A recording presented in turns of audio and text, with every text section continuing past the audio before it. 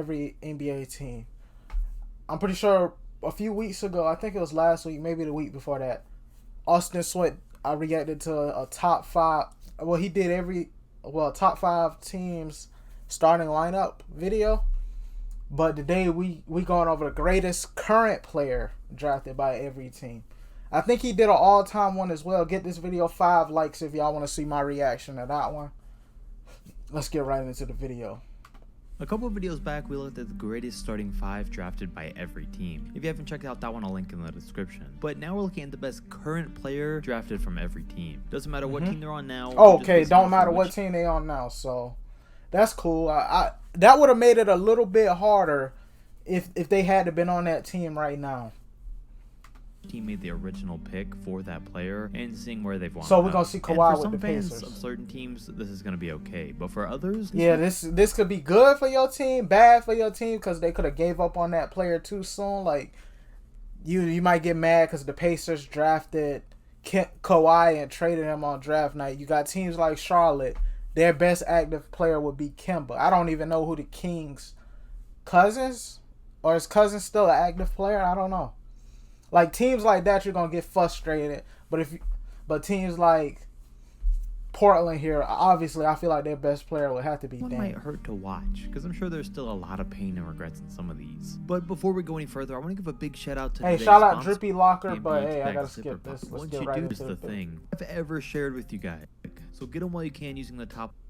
Originally, the Portland Trailblazers drafted Damian Lillard. He's obviously I called it. The best by far, and they still got him. At least for now, though. I mean, if they don't make some drastic changes and do something quick, we might not be able to say that for too much longer. I don't see him leaving because he really wants to prove to people that you can win without a super team, but you can't get it done in Portland, bro. Like, and you're not even applying. At least Giannis applied some kind of pressure to the Milwaukee Bucks. Like, hey, if y'all want to keep me around, y'all got to do something. Y'all got to build a team around me.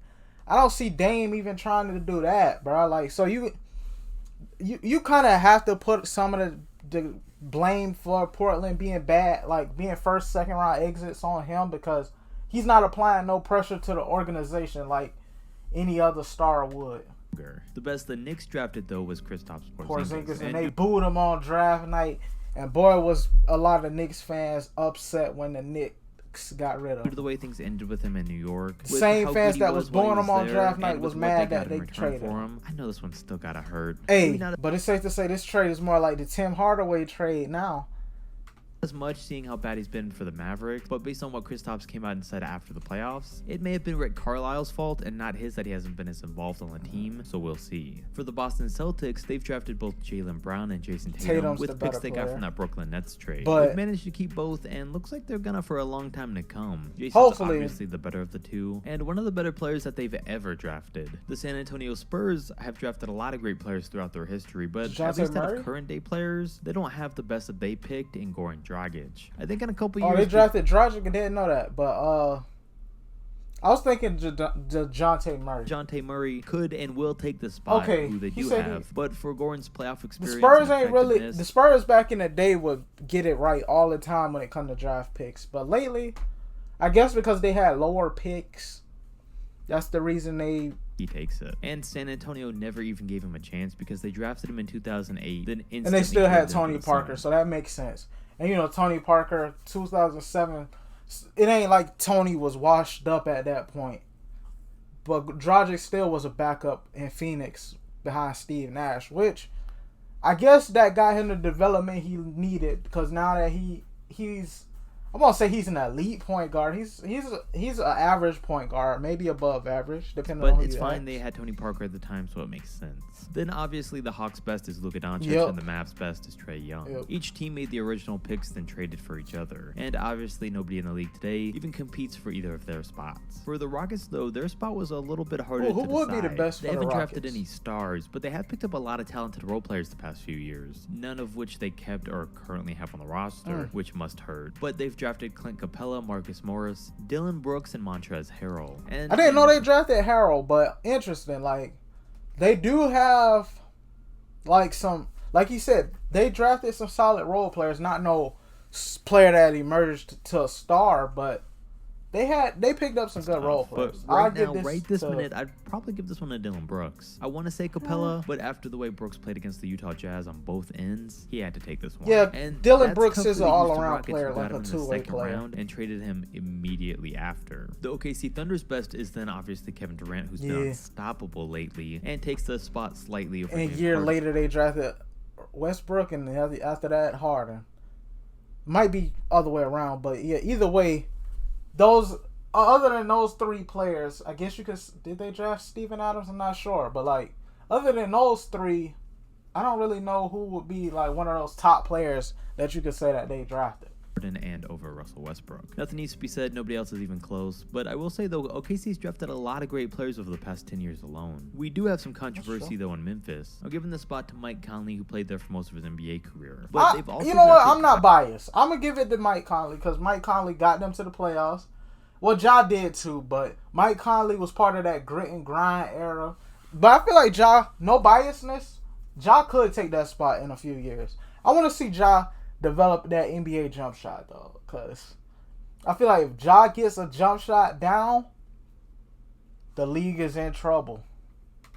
Kyle Lowry and Ja Morant. Now, I get a lot of people would give this to Ja. He averaged much better numbers in the regular season and 30 a game against the Jazz and Conley in the playoffs. But Mike's game right now is still more well-rounded, composed, and built for winning games. And Morant just isn't there yet. He knows how to put up numbers, but Conley's figured out how to help his team get wins. So Morant Ja could get take them this some one wins soon, in a but had to give it to soon. Mike for now. The Sacramento Kings have a complicated history with the NBA draft. They've drafted 2 stars that fell to injury in Isaiah Thomas and DeMarcus Cousins, traded a couple good picks, and ended up with De'Aaron Fox as their best draft pick, who they still surprisingly All right, my bad.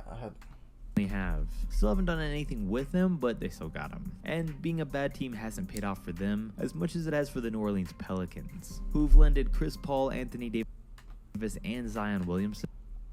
I mean, this one's kind of tough. Well, obviously not with Zion, but between Chris Paul and AD, that's a tough selection. I'm gonna go Chris Paul though. I'd say Chris Paul was Anthony Davis still got more to prove, but I give that spot to Chris Paul. Who are all still current day players. They only have Zion left, but they got some good years from the other two. And currently at this moment in time, Chris Paul takes the spot as the best player they've drafted. The Bucks spot then clearly goes to Giannis, no questions asked. But it's a little more complicated for the Bulls spot because they've drafted both Jimmy Butler and Derrick Rose. I'd say Derrick Rose. Derrick Rose, obviously a shell of his former self, but like he had the better career so far than Jimmy did. Jimmy had last year, but I feel like people tend to overrate him simply off of last season.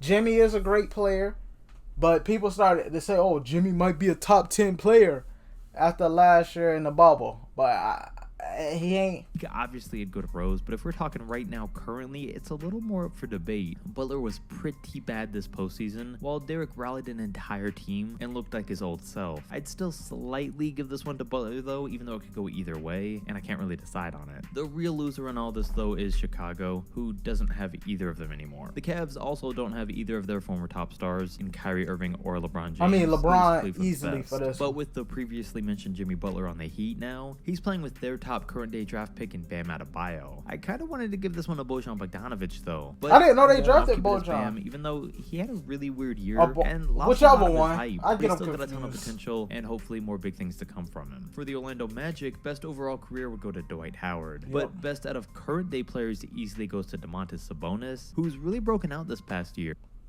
Yeah, and they traded him on draft night. He was part of the 3-team trade for Paul George to go to leave OKC, right? Or to go to OK. Because him and Victor Oladipo went to Indiana. No. My fault. They traded him to OKC on draft night. And OKC then traded them for the Paul George deal. But he never played for Orlando. Okay, when he say current player, he mean their current form of themselves. I was thinking like overall career for most of these. year. He was originally picked by the Magic, then But traded at least right away he's in a deal, which has turned acknowledging out as the one of the overall worst career. mistakes of the entire 2000s. But Sabonis is great, even though I think he's really still more of a second option. Yeah, And even though that more was of a bad second overall, option. Even very though few he is an teams have had all-star. as many mistakes with their top draft picks as the Minnesota Timberwolves. They've drafted a lot I'm of gonna go talent, Cat. and usually the spot would go to Karl Anthony Towns, who they have. But I think it's time it goes to Zach LaVine. Oh who yeah, they yeah, yeah. traded Forgot away about years Zach. ago. Forgot about Zach. Yeah, Zach is clearly the better player now. My fault. LaVine's only getting better and Towns' game is only getting worse. It's just hard to watch Minnesota make so many mistakes year after year. Trading LaVine and Lowry and picking Anthony Edwards, then LaMelo Ball comes out as the better player and wins Rookie of the Year. The Wizards spot easily goes to a guy like Bradley Beal, who somehow Yeah. they still have. But as for the LA Lakers, they went through a stretch where they I'm drafted a lot thinking of young Brandon guys with Ingram. a lot of potential. None of which that they have now, but it was guys Yeah, like don't D'Angelo mind. Russell, Brandon Ingram, Lonzo Ball, and my pick for current day best in Julius Randle. I respect that.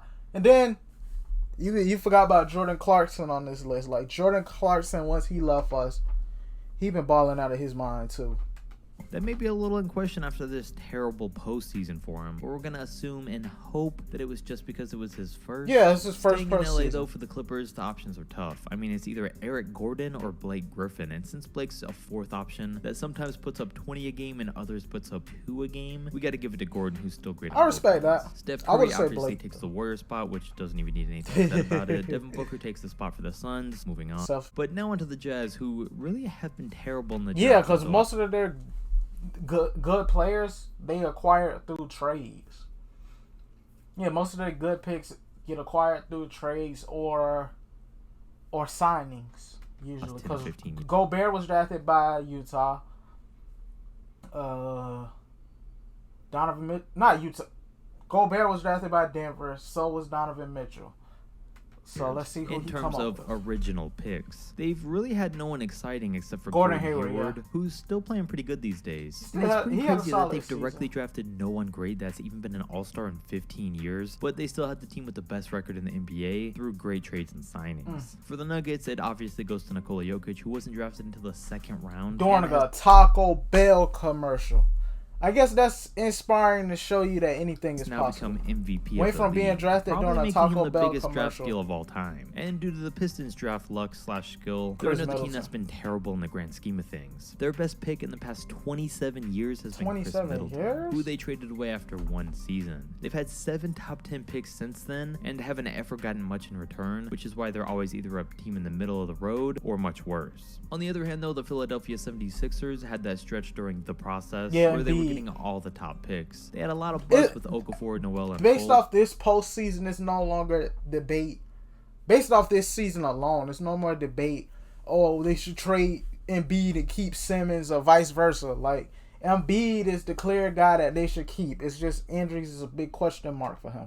But they did get Simmons and Embiid out of it, which made it worth it. And of course, Embiid is by far the best player. I want to see him healthy for a full season next year, Yeah. though, so he can really keep that MVP race interesting. Then the Brooklyn Nets got the best team in the NBA, even though at one point they traded almost every single one of their draft picks, and the best player they've gotten through the draft recently is only Jared Allen. He's Allen's solid. Not necessarily progressing as They well should have as a lot kept him people instead thought of he would, which DeAndre makes it a good Jordan, thing that but I think they kept DeAndre Jordan because that's the guy Kyrie and KD really Brooklyn wanted. ended up trading him when they on their did. team. The Indiana Pacers are next, and oddly enough, they drafted both of the Clippers' top 2 current players, which Yeah. is odd and must really hurt if you're a Pacers fan. Picking Kawhi and trading him on draft night was one that already hurt for years, and losing out For on Paul George George in Hill. free agency just wasn't. But enough. It just makes you think- in their defense, I think the Spurs organization is kind of what molded Kawhi to the I player think the that we Pacers see him could have as had now. this duo had they made the right choices. For the Charlotte Hornets, they may be the worst team in the draft Kemba. ever, with all the mistakes they've I made. don't know and who would draft be busts that second. they've Picked. So it's easy to say, but we still got to give it to them. They've drafted Kemba Walker, Tobias Harris, and Oh, LaMelo Tobias? Ball. I didn't know think that. soon LaMelo will take over this spot, LaMelo but for the hopefully next will couple of take that years, spot. At least it's gonna stay as Kemba Walker's spot. I didn't know they Then drafted finally Tobias. last up though. the Toronto Wait, Raptors. they have also,